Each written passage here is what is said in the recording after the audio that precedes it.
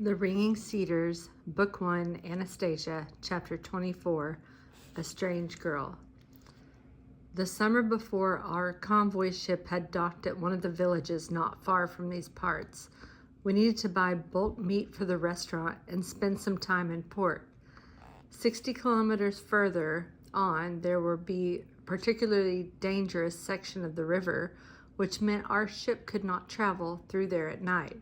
Certain sections of the river were not equipped with navigation lights.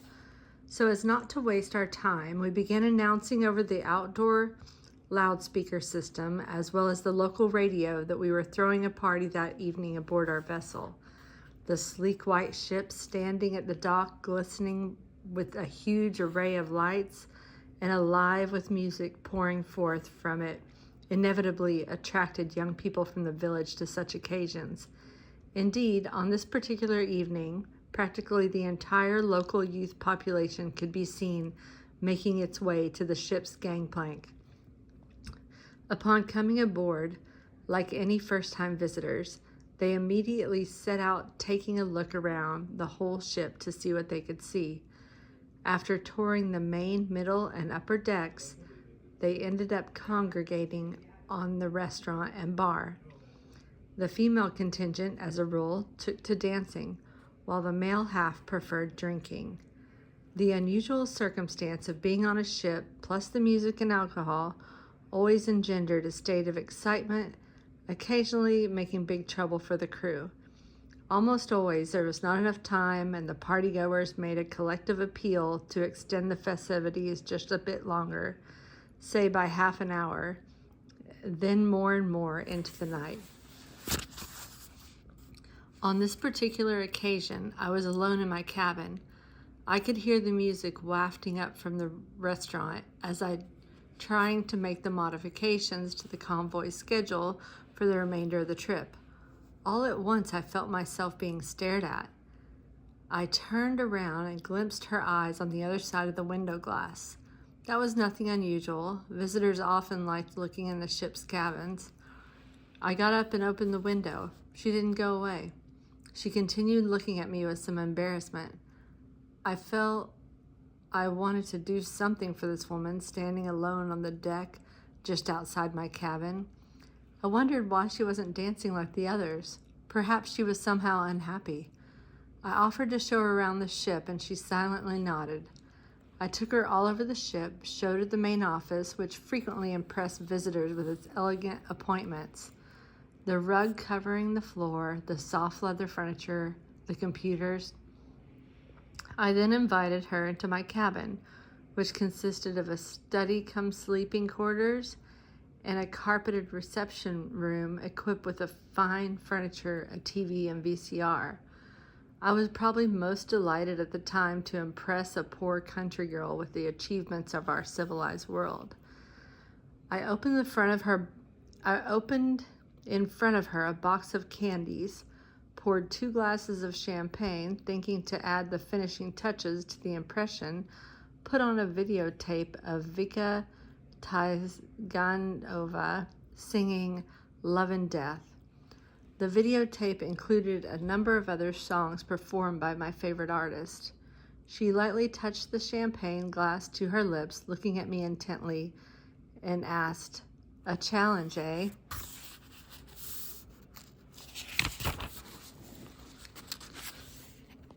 I expected just about any kind of question except that one. The expedition had indeed turned out to be quite a challenge. With with the difficult navigation conditions on the river, and the crew, mainly students from the Marine Academy, smoking pot and pilfering merchandise from the store, we were frequently behind schedule and could not get our planned stops on time, where our arrival had been advertised in advance. These burdens and other worries often deprived me of the opportunity not only to admire the landscape along the river, but even to get a normal sleep. I muttered something meaningless to her, something like, "Never mind, we'll get through," and turned towards the window and polished off my glass of champagne. We went on talking about this, that, or the other, listening to the videotape in the background. We talked right up until the ship docked once more at the end of the party cruise. Then I escorted her to the gangplank. Upon returning to my cabin, I made a mental note. There was something very strange and unusual about this woman, and I left with an unexpected feeling of lightness and brightness after talking with her. That night, I had my first good sleep in many days. At long last, I understand why. The woman on the ship had been Anastasia. So that was you, Anastasia? Yes. It was there, in your cabin. I memorized all the songs which I later sang to you in the forest. They were playing while we were talking. Did you see how simple it all is? How did you happen to come on board? I was interested in seeing what was going on, how you all lived. After all, Vladimir, I had been spending my whole time just taking care of the Dashnitsk. That day, I had hurried to the village, sold the dried mushrooms which the squirrels had collected, and bought a ticket to your party cruise. Now I know a lot more about the class of people you call entrepreneurs, and I know you pretty well too. I feel I owe you a huge apology. I did not know how things would turn out, that I would be so drastically altering your future. Only I can no longer do anything about it, since they have seen to the fulfillment of this plan, and they are answerable only to God. For a time now, you and your family will have great difficulties and challenges to overcome, but then that will all pass. Still not understanding what Anastasia was specifically talking about, I intuitively felt that something was about to unfold itself to me that would go way beyond the usual parameters of our existence, something directly concerning me. I asked Anastasia to tell me in more detail what she meant by altering my destiny and challenges.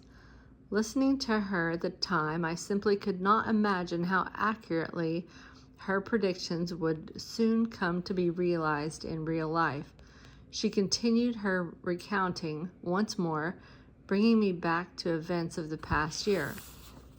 Back then, on the ship, she said, you showed me everything, even your cabin. You treated me to candies, offered me champagne, and then escorted me to the gangplank. But I did not leave the riverbank right away. I stood on the shore near some bushes, and I could see through the lighted windows of the bar how the young people of the village were still dancing and having a good time. You showed me everything, but you did not take me to the bar. I guessed why. I was not appropriately dressed. My head was covered in a shawl, my cardigan was not stylish, and my skirt was too long. But I could take off the shawl. My cardigan was neat and clean, and I pressed my skirt carefully with my hands before I came to see you. It was true. I had not taken Anastasia to the bar that evening precisely on account of her rather strange clothing.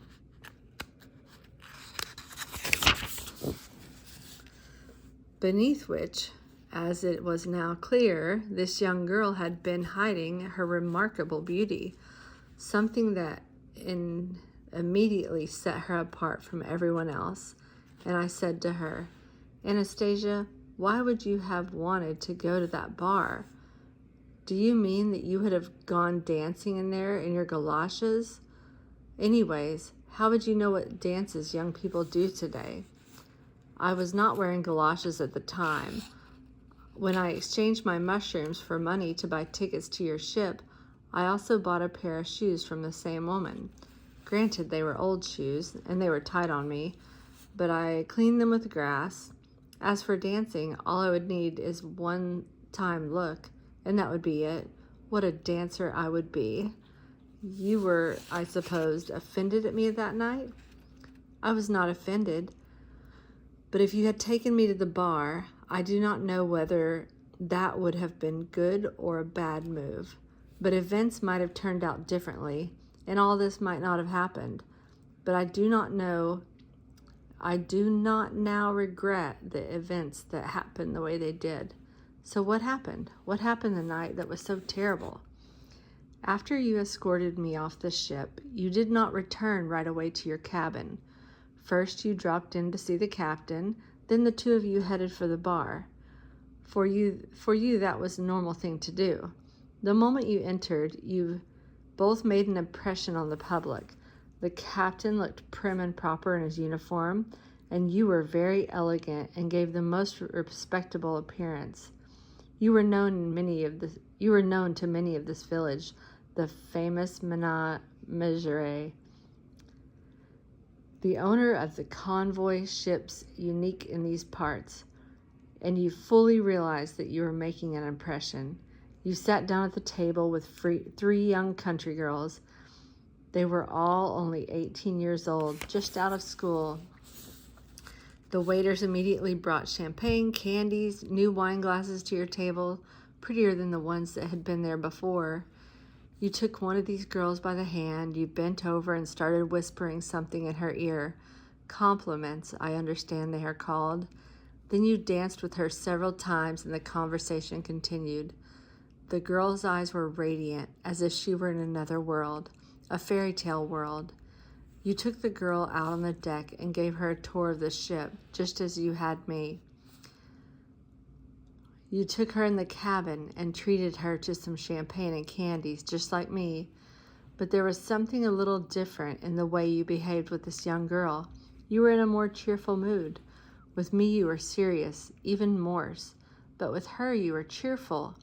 I could see all that very well through the lighted window of your cabin, and possibly I felt as though I wanted to be in the place of that girl. You don't mean to tell me you were jealous, Anastasia? I do not know. It was somehow an unfamiliar feeling for me. I recalled that evening and these country girls who were trying so hard to look older and more modern.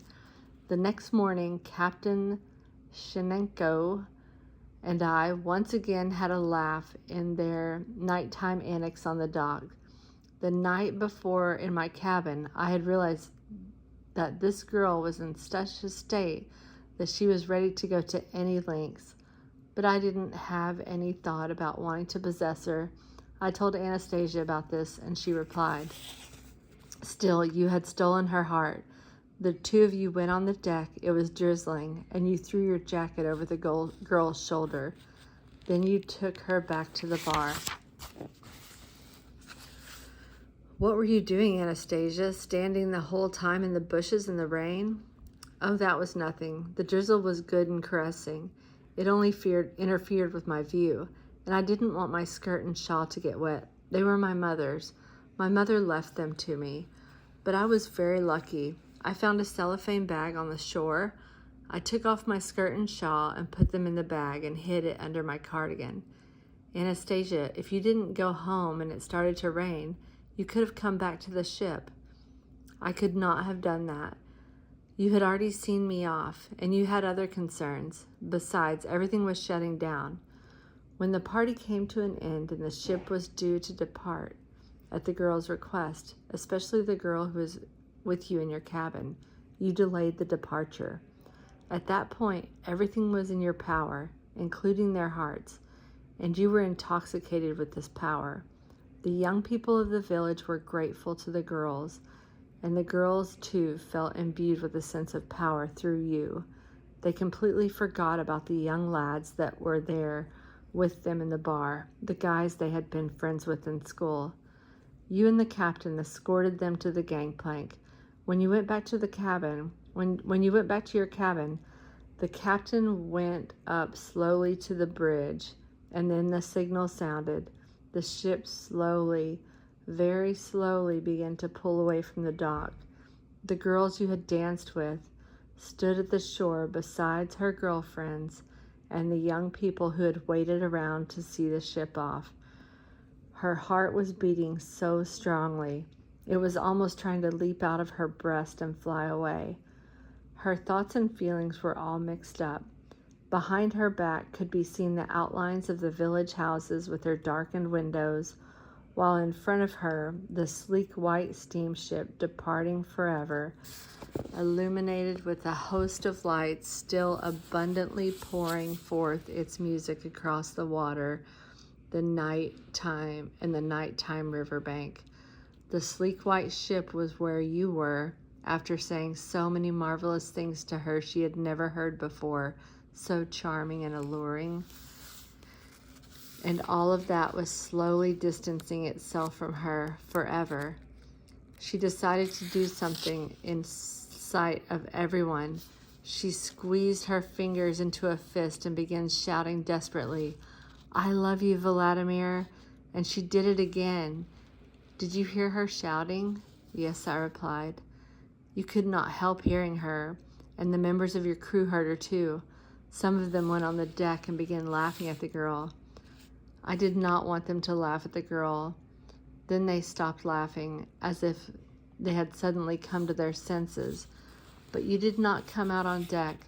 The ship continued to slowly moving away. She thought you could not hear her, and she continued stubbornly crying out, "I love you, Vladimir." Then some of her girlfriends joined in, and they all cried out together. I wondered what that feeling was like, love, which makes people lose control of themselves, or perhaps I wanted to help that girl, so I shouted with them, "I love you, Vladimir." It seemed as though I had forgotten at that moment that it was not enough to simply utter the words. There definitely had to be behind them feelings, an awareness, and a trustworthiness of natural information. Now I know how strong that feeling is, and it is hardly subject to reason. The country girl later began to go into a slump and take to the bottle, and it was a challenge for me to help her. Now she's married and burdened down with the everyday cares, and I have had to add her love to mine. The story of the girl threw me a little off balance. Anastasia's account managed to resurrect that evening in my memory in full detail, and everything had really happened just as she said. It was very real.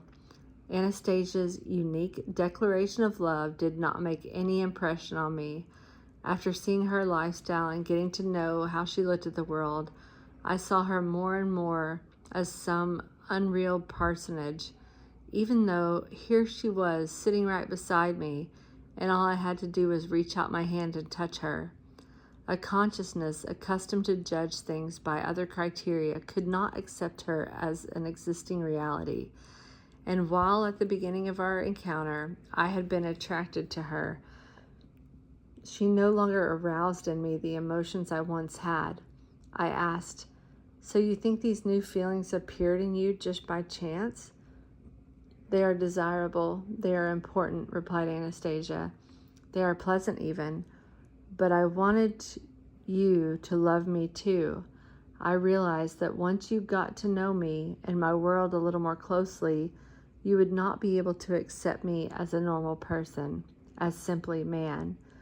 Perhaps you would even be afraid of me occasionally. And that is exactly what has happened.